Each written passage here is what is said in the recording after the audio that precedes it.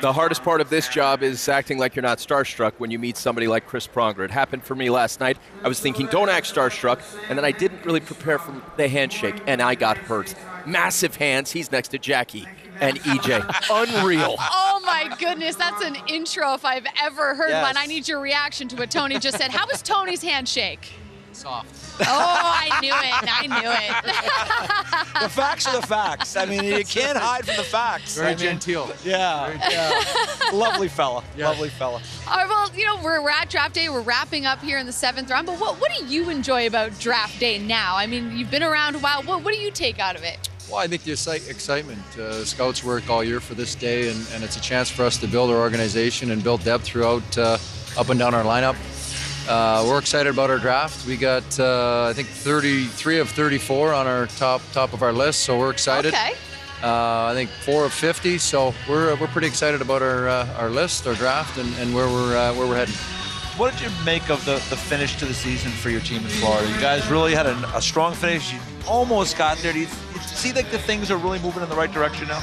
They are. I think it took probably half the year to get the players bought in and understanding Boogie's system, and from there the guys took off, really played well, and it was an exciting second half. Great to kind of be in the hunt and play some meaningful games down the stretch, but came up a little short. I don't think we're pleased with it. I don't think the players were, which is exciting. You want to have that push for excellence, and I think they just need to build on that this year.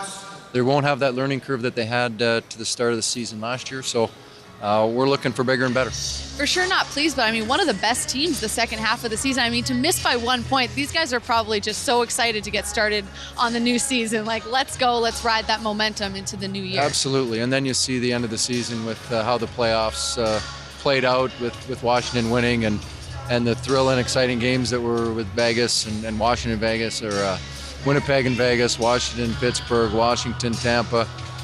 There was a lot of interesting games, to say the least, but you see the passion that was involved and the depth that both teams had. We're still working on it. You guys have added Mike Hoffman to your group down there. It's obviously been some interesting times for Mike. He's gone through some tough circumstances with what went on in Ottawa. We don't really know exactly what that was, but you bring him into your room. You've been around this game a long time. How do you make that work? Well, I think first and foremost, you're turning the page. It's a fresh start for him. All that was in Ottawa, yeah. and we've just got to leave it there and worry about Florida Panthers and what's going on in Florida, and let all that stuff sort itself out. Mm-hmm. And it's a fresh start for him. He comes in, he's motivated. He's going to be playing with some really good players, and we're excited.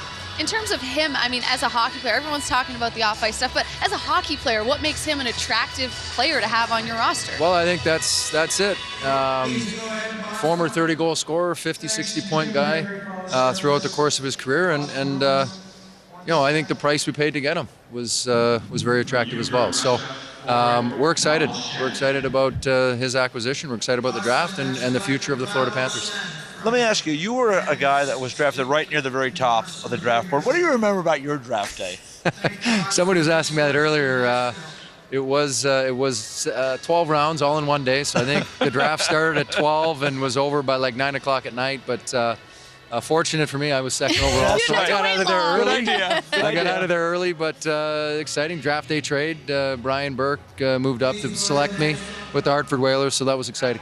And back then, when you were drafted, handshakes still better than Tony's at that time? Oh, yeah. Oh, yeah. No, Yeah. I got taught early. It's got to be firm. Okay, we'll send that advice back to Tony as we throw it back to the main desk. Chris, Gotta work on the handshake, Tony. There it is. Hey, now that is a handshake.